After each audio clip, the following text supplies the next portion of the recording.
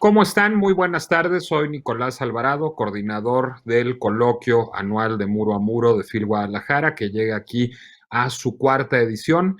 Es un foro que está dedicado a pensar los nuevos paradigmas. Vivimos en un mundo en una transformación vertiginosa en términos sociales, políticos, económicos y culturales, a partir de una serie de factores que se han presentado en los últimos tiempos: un auge de los autoritarismos, una puesta en crisis de la democracia liberal, una problematización del modelo económico, una problematización de la idea de género y de sexo, y en esas estábamos cuando de pronto llega la pandemia.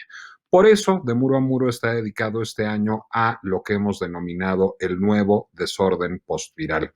A lo largo de 4 sesiones en FIL Guadalajara, hoy y mañana, 28 y 29 de noviembre, estaremos hablando con intelectuales de primera línea de todo el mundo, con pensadores como Jacques Attali, como Mohamed El Baradei, como Hartmut Rosa, como Sergio Benvenuto, como tantos otros, como los dos que nos acompañan hoy, para tratar de entender hacia dónde vamos, qué va a resultar, para especular, para imaginar, para analizar qué va a resultar de esta puesta en crisis de nuestros hábitos sociales, de nuestras formas culturales, de nuestro modelo económico, de la geopolítica misma a partir de la pandemia. Esta es la primera sesión de Muro a Muro y está dedicada a el virus como metáfora.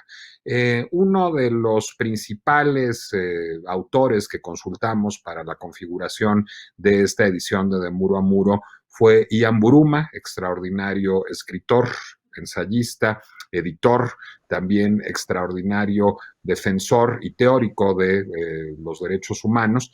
Y la lectura de Buruma nos puso en alerta, como otras lecturas, a la idea del virus como un fenómeno, digamos, que trasciende el COVID-19 y que está presente en las sociedades, la idea de la viralidad en términos políticos, en términos comunicacionales, en términos sociales, y por eso quisimos explorar esta idea hoy.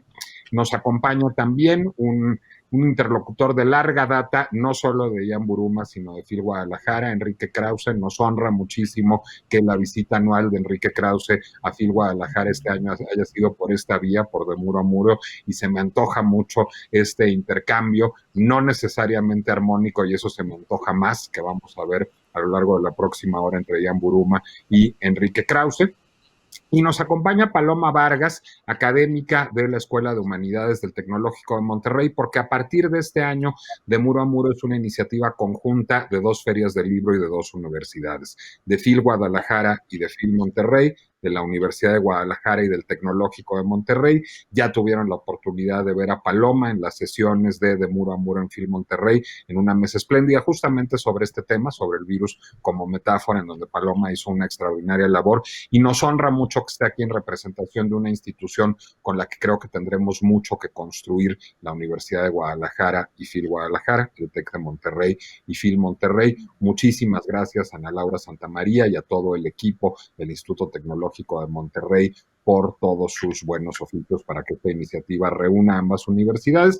Y esto también está viéndose a partir de hoy, a partir de esta edición de Muro a Muro, en Latinos, el portal de noticias. Agradezco enormemente a Carlos Loret de Mola que haya hecho suyo Latinos de Muro a Muro también a partir de esta edición, y que podamos tener una alianza con ellos. Y bueno, dejo de dar lata, de hecho yo ya me voy a tomar mi lugar virtual entre el público para ver esta extraordinaria charla que sigue con Buruma y Enrique Krauze, moderados y espero que inmoderados y acicateados por Paloma Vargas. Te dejo la palabra, Paloma. Muchísimas gracias a los 3 por estar aquí y gracias a ustedes por acompañarnos. Muchísimas gracias, Nicolás. Es para mí un gusto enorme poder compartir este espacio. Antiguos nahuas de los tiempos prehispánicos concibían la enfermedad como el miedo como parte de la enfermedad.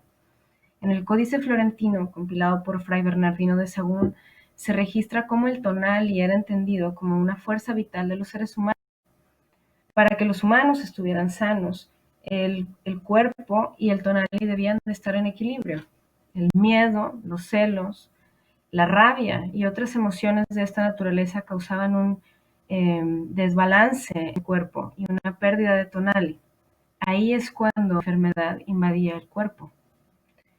Bienvenidos a El virus como metáfora, una discusión en la que se va a abordar el tema de la lógica de lo viral como una herramienta para entender las interconexiones y la interdependencia y la de control en las sociedades contemporáneas. Aunque son muy bien conocidas las trayectorias de nuestros invitados, y Buruma es un escritor holandés y editor que ha pues basado en Estados Unidos, ha sido editor del New York Review, es miembro del Consejo de Derechos Humanos en China, así como en el Consejo Europeo de Relaciones Exteriores, y tiene la Luce Chair in Democracy, Human Rights and Journalism at Bard College in New York.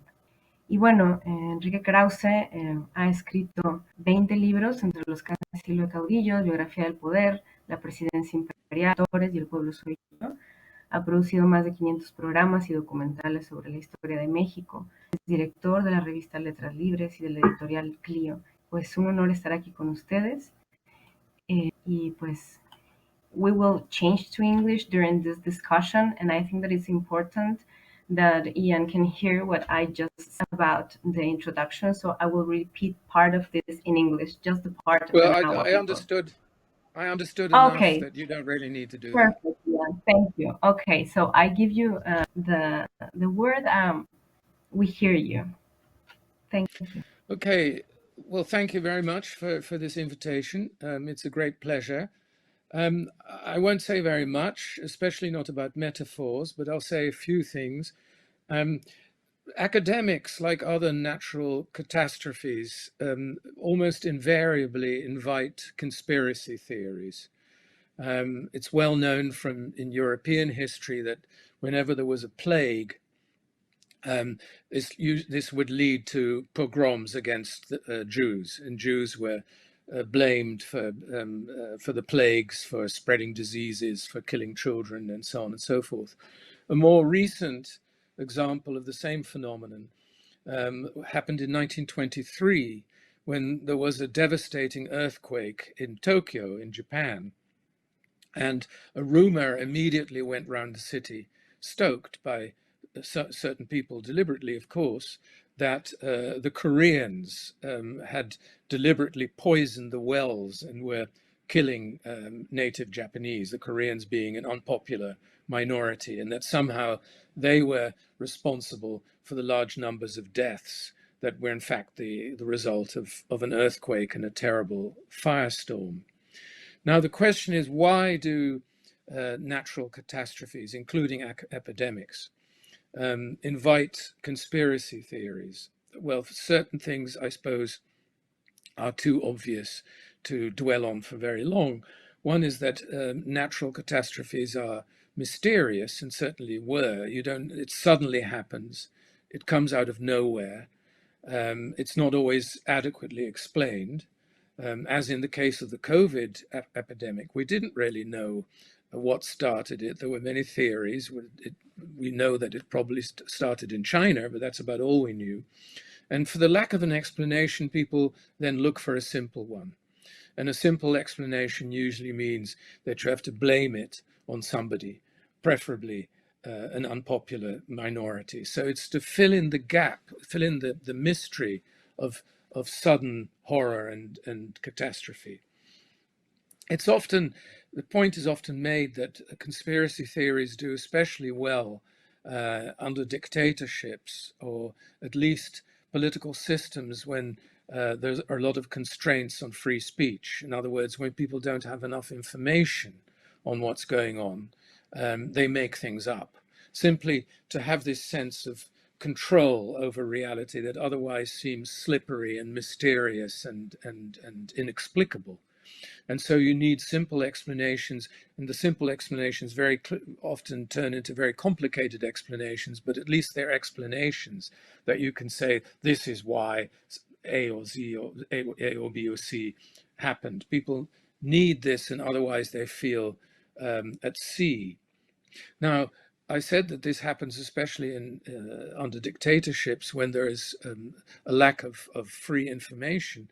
But of course, we know from what happened during the COVID in the United States in particular, but not only in the United States, in other countries too, where conspiracy theories very quickly spread, and even intelligent people who should know better believe in theories that it was started in a lab in Wuhan in China, or other theories which say that it's really started in a lab in Washington, where the US military was doing experiments in bacteriological warfare, and somehow this spread to China and so on.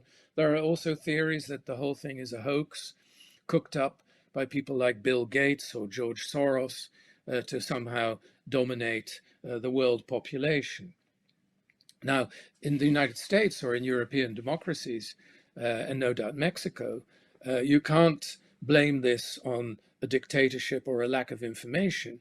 In some ways, you could say it's a result of too much information, in that in the age of the internet, when there are a million explanations for everything, ranging from the completely crazy to at least rational propositions, people really don't know what to think or to believe anymore. And so you get, paradoxically, a similar effect to living in a society with no access to clear information at all. So when there are a million explanations, all kinds of craziness will be believed by people for one reason or another. Now, one of the more disturbing factors is how tenacious some of the theories, the conspiracy theories are, how similar things keep returning. One of them is that, on many, many websites, magazines, and other places, those who propose that the COVID epidemic was a hoax, a conspiracy concocted by people like George Soros and Bill Gates or others, the people who believe that also often have theories about 9/11, and that somehow that was a Zionist plot. And the role of the Jews, which in COVID surely should be nil, somehow comes back in these theories over and over again. And again, the question then is why? I mean, some of the theories about American conspiracies are fed by the Russians to cause mischief in popular opinion in the West. We know that. But why are the Jews so often blamed, and have so often been blamed throughout history for these calamities?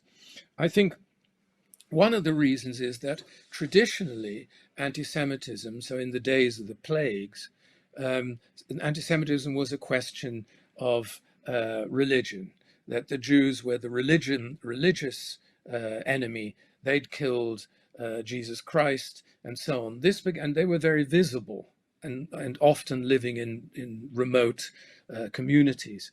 From the 19th century onwards, the late 19th century onwards, of course, this changed when in many countries Jews got civil rights, became more successful, and were harder to recognize. And then I think this led to a kind of biological form of racism, which means that the Jews, like a virus, where it became invisible, and therefore anti-Semitism took a different shape, in that, like a virus, the Jews were sort of an invisible enemy that were present amongst us and could not be seen with the naked eye, but were there nonetheless, and were very powerful in creating disasters among us. And it's not for nothing that the Nazis used biological terminology in their efforts to exterminate this problem, which was often likened to exterminating a noxious virus or a bacteria. Now, I'll conclude these remarks with another question, which is why often quite intelligent and even learned people believe in these conspiracies and these theories, which, if you examine them closely, are completely insane often. And I think the reason is that with these theories, as is true of a lot of extreme politics, a lot of people are drawn to them who feel normally unseen or unrecognized or not sufficiently unrecognized. The second-rate academic, the journalist who isn't published as much as he would want in publications that he would like to, the failed novelist, and so on. And they tend to latch onto these theories also because, and here again there's a religious precedent, because it gives you a sense of power and satisfaction that you are part of a small minority of chosen ones who've seen reality, who've seen the light, whereas the rest of the world is still fast asleep or corrupted. And this has always been the case. It's always this phenomenon has always been there. But again, because of the internet, a great change is taking place. In the past, such people could form small groups of disgruntled figures who, if they were lucky, could send a letter to the editor of a newspaper, and if they were not too crazy, get them published. Now, their thoughts and ideas can be spread to millions in a few seconds. And they go, as the expression is, they can go viral. And so theories about the virus have become like viruses themselves, except that in many ways they are much more dangerous. And that concludes my remarks. Thank you. Thank you very much. I think that it's especially interesting, like, to discuss a little bit later about the mystery of around catastrophe. You know, maybe that's something that is related, no, with coping with this anxiety about the extinction of life, the mysterious of catastrophes, etc. Thank you very much, Ian. Enrique, can you share with us? Thank you very much. I'm very pleased to be in this panel with my friend Ian, Buruma, and with you, Paloma, and with Phil. Very thankful. My subject today is I would like to raise the problem of historical awareness of the pandemic. The COVID pandemic makes us think back and rethink. Why did the 1918 pandemic of influenza, of Spanish flu, didn't leave a lasting mark? Why didn't it produce a kind of permanent global alert, a more widespread consciousness of the importance of science in our lives? Maybe it was the effect of the Second World War, a catastrophe that overshadowed it, but still, there were 500 million people infected, the third of the world's population, and 50 million people died. So we should have learned. Why didn't we? Why did we think that plagues happened only long ago, in biblical times, in medieval Europe, or in the 16th and 17th century? It was Ingmar Bergman who said once, in medieval times, men were afraid of the plague. In modern times, men are afraid of the atomic bomb. But the atomic bomb didn't happen after Hiroshima and Nagasaki. And here we are, as in biblical times, as in medieval Europe. The problem is the plague. And this problem of historical awareness has also something disturbing in Mexico. Because we had several epidemics, and Paloma mentioned it wisely, measles, and also it was called in Mexico Cocolitzli. Around 15 million people died in the 16th century. Why did we forget that? Yes, of course, there were immense achievements in the 20th century to eradicate epidemics. And Mexico was not an exception. generations of doctors and serious research did wonders for Mexico's health during the second half of the 20th century. But somehow, I think the public took it for granted and thought of it as an accident in history. Yes, I know. We can point out some outstanding works of art and literature. Garcia Marquez's novel Love in the Times of Cholera, The Plague by Albert Camus, and Bergman's The Seventh Seal. I'm sure there are many more. But nothing in art or literature, I think, or in history and historical consciousness approached vaguely the great themes and obsessions of the 20th century, which were, of course, the wars, Second World War, the Cold War, etc. Even the word pandemia, something new unheard that caught us by surprise, although there were a few prophets. So my point is, there was a kind of blind spot in our historical awareness. And it's a mystery for me. That brings me to the next question. How will this pandemic will be remembered? I hope it will be remembered that it will be remembered. That's the first thing. As a terrible tragedy that it is. An ongoing tragedy, by the way, because we truly don't know when, how, or it will end, or if it will end.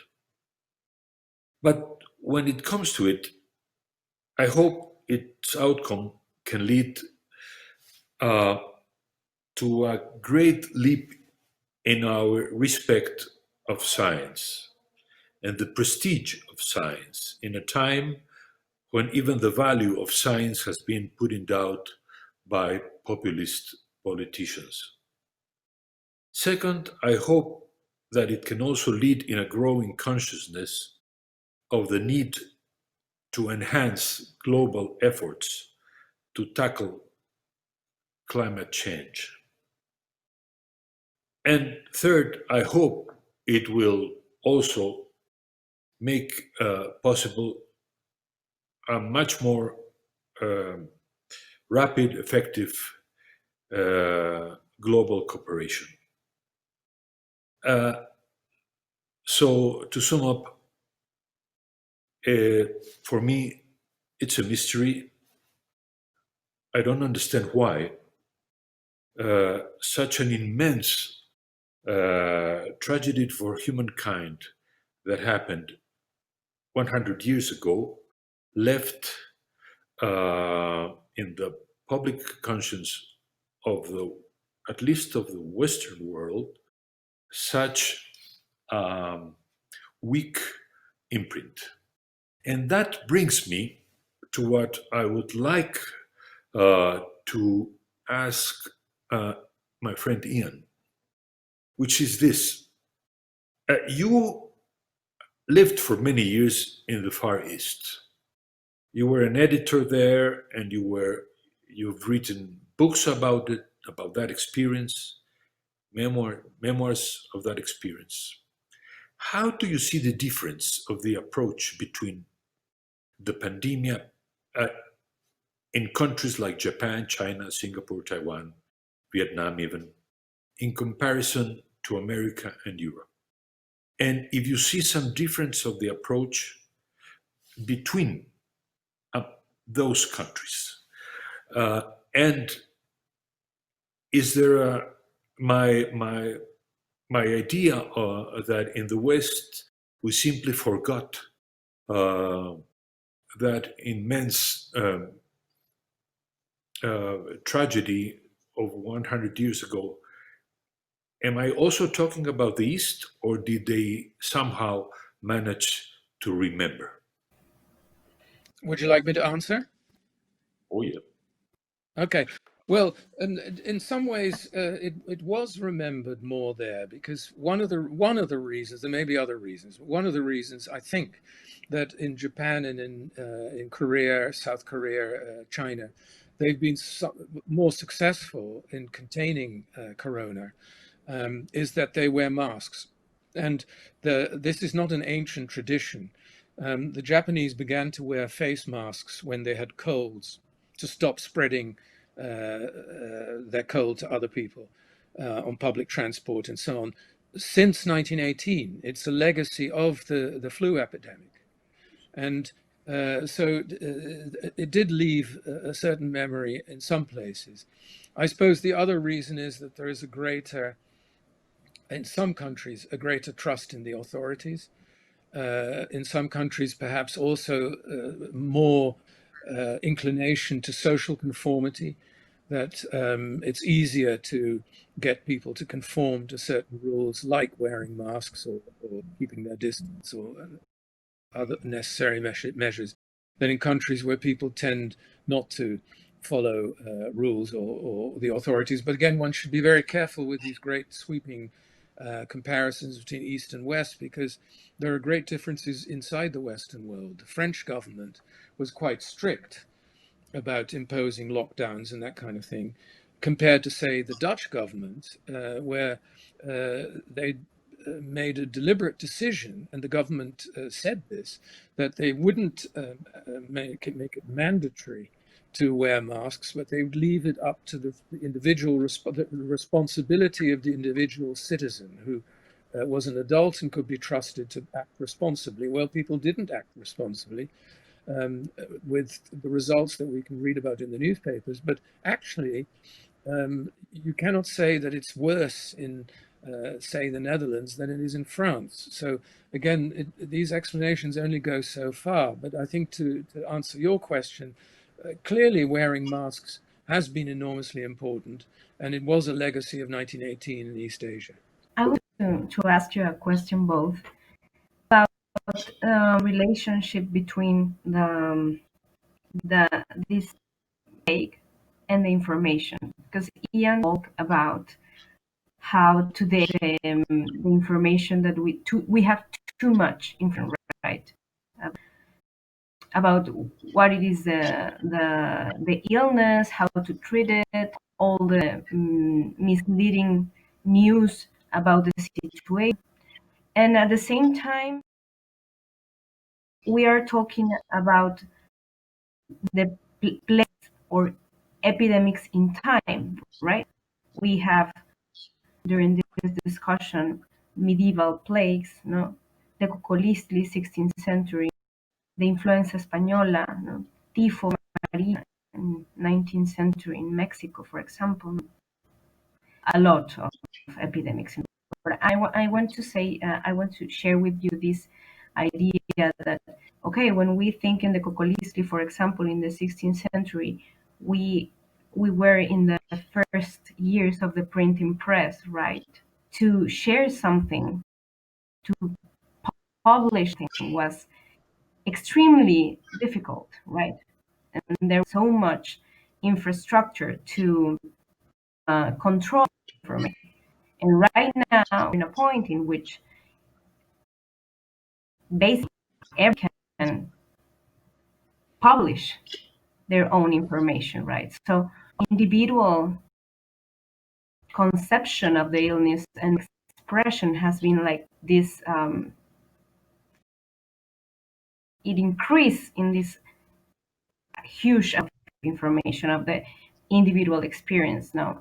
And at the same time, how do you understand that chaos of information, how the way we are living today, the pandemic? First of all, there is a difference between the flu epidemic and COVID, in that people knew perfectly well what flu was and how it operated and why people got sick and so on. Whereas even yes, I agree with Enrique that we must hope that people have more confidence in science and in developing science and so on. But even the scientists didn't really have an explanation for COVID, and the symptoms varied so much from person to person that there are huge scientific mysteries. And so it's not, I think the misinformation and the amount of information is not just because of the internet and all the nonsense that is spread that way, but also because there was genuine bafflement amongst the experts. Concerning information, what I would like to stress, and especially in Mexico, if I may say, is that as a historian, I can tell you, even though I know there are people that have been specialized in the history of the pandemics, even from pre-Hispanic times, those were like needs in the academia and were almost unknown by the wider audiences.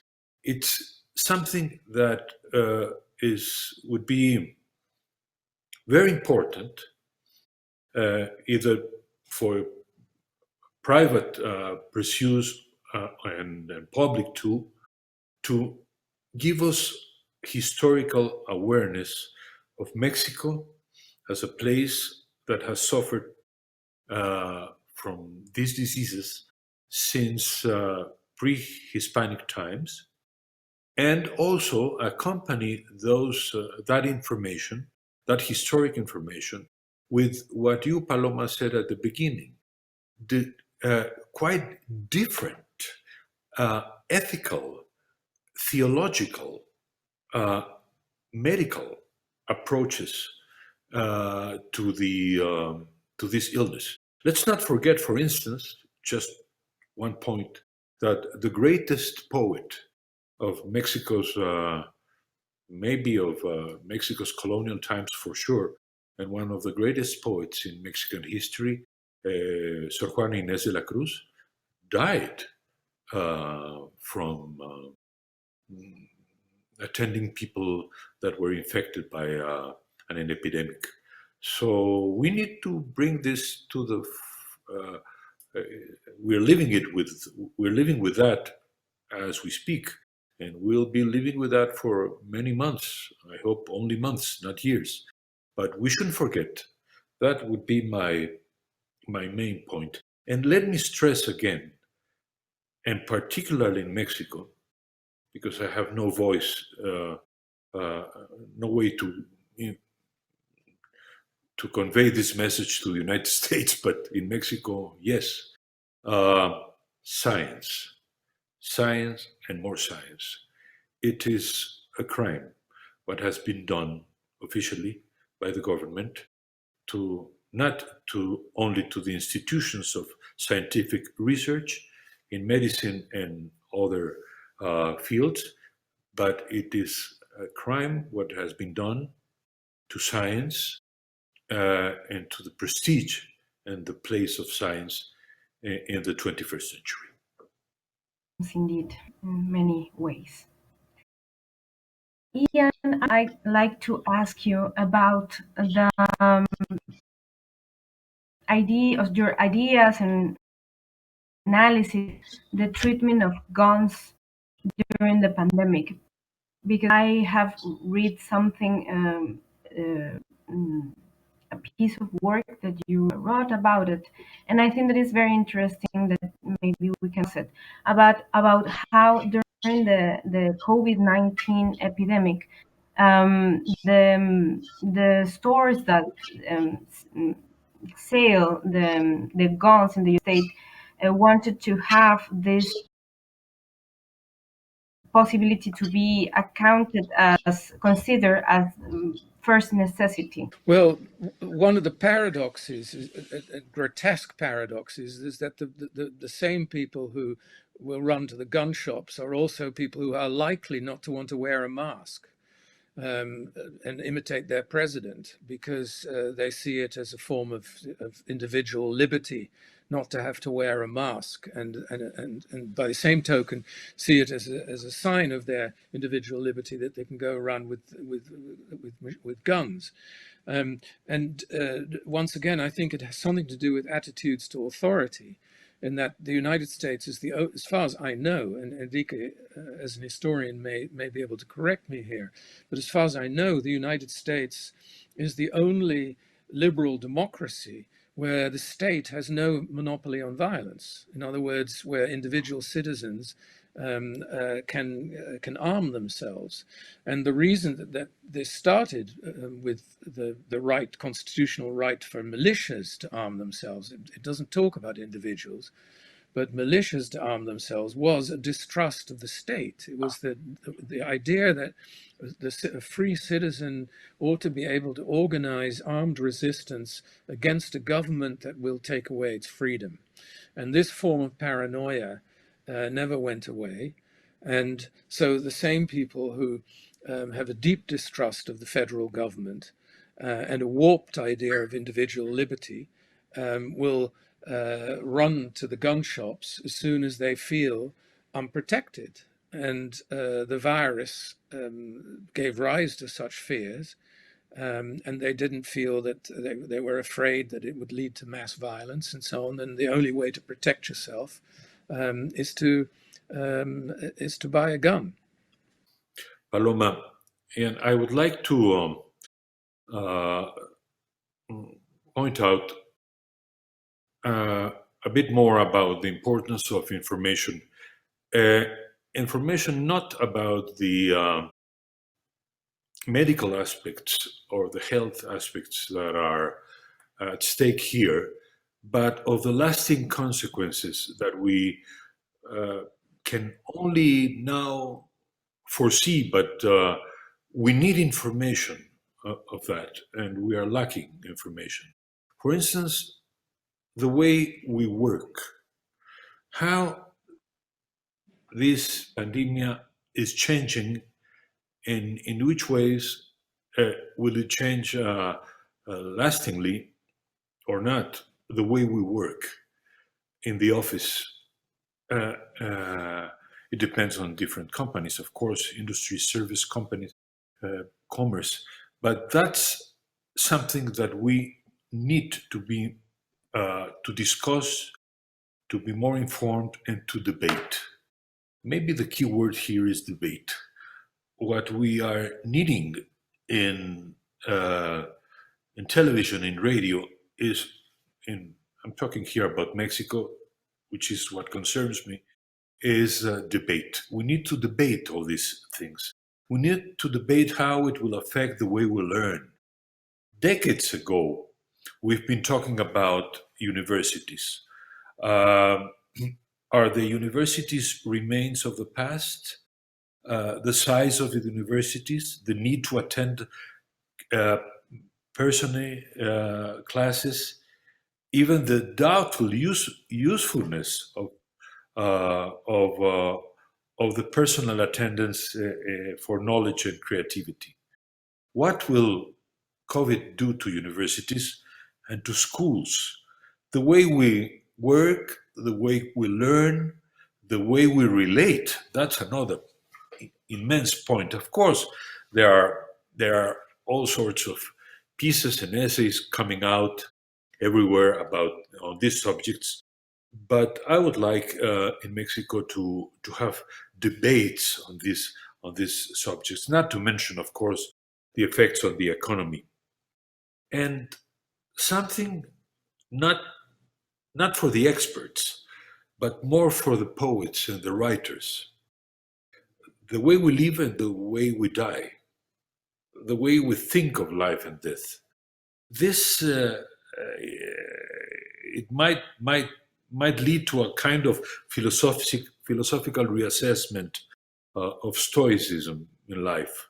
I hope that we're going to see in the future, in the near future, many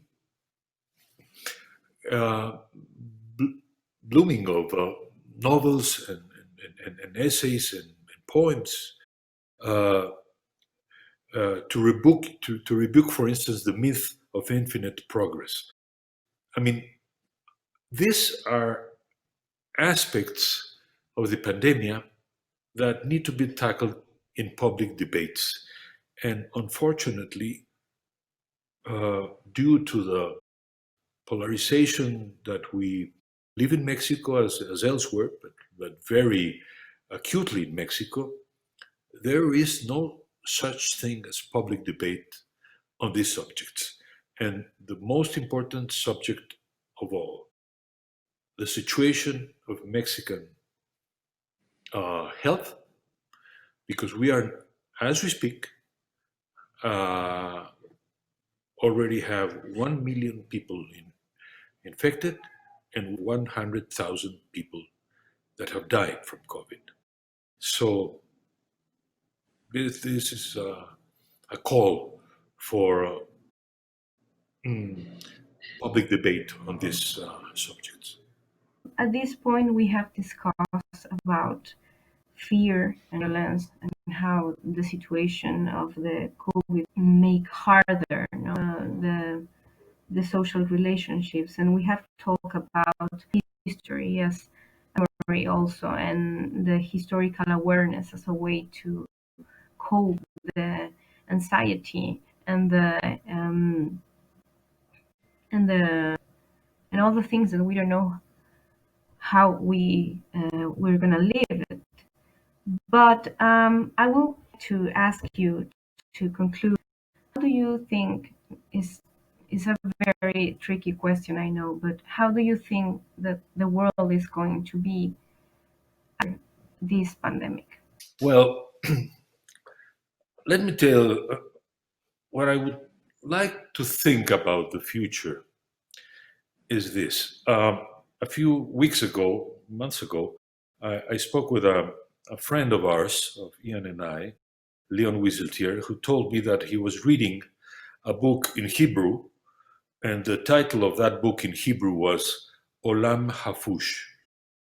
My Hebrew is almost nil, but I know that the translation is The World Upside Down. And it was written by one Dr. Rabbi Abraham Catalano in Padua during the bubonic plague of 1632. Luckily, there was an English translation, so I got hold of that. And it was very moving and very important experience for me to read that chronicle of that man who lost his wife and a child, and he kept a diary of everything that happened inside and outside the ghetto. And exceptionally, in the history that Ian was pointing of the Jews being blamed for the plague, in Padua in 1632 they were not blamed, but there was a wonderful cooperation between the authorities in Venice and the Jewish population in Padua. And they helped each other. And it was a detailed account of what happened there, how they helped one another, how they established a lazaretto, a little hospital, and all the social distancing that they had to do, and they obeyed the social distancing, and how they wore those kinds of masks and everything. And what was more moving is that this man, Abraham Catalano, tells us the very terrible, heartbreaking, and some also inspiring stories of life and death of the people that died and the people that saved people. It is a lesson of humanity. So for me, it was very important as a historian to read that Jewish chronicle and it was very inspiring because it meant cooperation, the respect for science at that time, for medicine, and the respect of human lives. And And in that sense, it's very painful to contrast that chronicle, which tell the story of hundreds of people, to the terrible mark of 100,000 people that are dead in Mexico, and that there are only a number. They're not people, they're a number. And our authorities remain silent, irresponsibly handling this immense tragedy that is happening now as we speak. Well, I don't know what the world is going to be like. I don't know what the world is going to be like next year, let alone in the future. But I think one of the big problems facing the democratic world is a lack of trust in our democratic institutions. I think that's one of the biggest threats facing us. And the virus has complicated that threat. There isn't an easy answer to be derived from it. But on the one hand, it's clear that the alternative superpower to the United States, which is China, is using their apparent success in controlling the virus as a kind of advertisement for authoritarian government. And the idea is we can take decisions, we can make our citizens obey the rules, we're more efficient, and look at these messy democracies where everything is running out of control. And this shows that an authoritarian capitalist system is better than a liberal democratic one. That's one, in a way, threat to our trust in Western, well, let's not say Western, in liberal democratic institutions. The other one is internal, that a system that's already under pressure, whereas the trust in authority, in democratically elected authorities is already low. Many democratic governments are clearly making a hash of it, which strengthens the Chinese argument. On the other hand, I couldn't be too categorical about this either, because one of the surprises of the US election that just took place is that you would have thought Trump, who's probably made a bigger mess of the corona crisis than any other government in the world, authoritarian or democratic, did get voted out, but only just. And one would have thought that the coronavirus and his handling of the coronavirus would have created the conditions for a democratic, a huge democratic landslide victory. It didn't. It seems to have had very little impact on the voters. And those who voted for Trump or against did not really mention, some of them did, but most of them did not really mention COVID as the main reason either for or against. So that rather contradicts the argument I was trying to make, but I still think that is the greatest threat at the moment. And I think in one way or another, the way the virus is handled will have an effect on it. Well, we are really done for this great discussion. I will ask you for a final conclusion of thinking about the virus as a metaphor, something that you want to share with us. Well, before being a metaphor, the virus is a virus. The pandemic is a pandemic. What we need is information. What we need is science. What we need is responsibility. What we need is public debate. We are lacking those four crucial elements in today's Mexico. It seems to me that the United States is heading, we don't know, but it's heading towards a new government, a new administration. I hope, because I want to end with a more positive message. I want to think that the importance that still the United States have in the world stage and the example of the new administration by Biden and Harris will truly help us.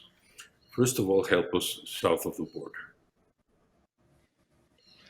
Well, I have no great conclusions. I'd like to thank you again for inviting me, and I can only say, subscribe to what Enrique says, that yes, we have to leave it with an expression of hope, because without hope, we're doomed. Most hopes will end up in disappointment, but we have to keep on hoping nonetheless. That's what it is to be human. Thank you very much, Ian, Enrique. Muchísimas gracias. Ha sido una discusión sumamente interesante, muy rica. Se han abordado temas que tienen que ver con la necesidad del debate público, del fomento a la investigación científica, ¿no? Para poder encarar las condiciones que nos trae la pandemia. También hemos discutido sobre la memoria histórica, sobre el efecto en la violencia y el miedo, pues la vulneración, ¿no? De las comunidades marginadas en las distintas sociedades, donde la plaga, las enfermedades, las epidemias, pues han afectado. Muchísimas gracias. Los invitamos a que continúen con el programa de la feria. Sigue la mesa Nuevas Comunidades con Vargas, Curi, Benvenuto y Moreno. Y muchísimas gracias por haber estado con nosotros en esta mesa, El virus como metáfora, con Ian, Buruma y Enrique Krauze. Hasta la siguiente. Can I say one more thing? I just hope we can all see each other. One more. I hope we can see each other in Guadalajara next year. I'm sure we will. Next year in Guadalajara. I've heard that somewhere. Next year in Guadalajara.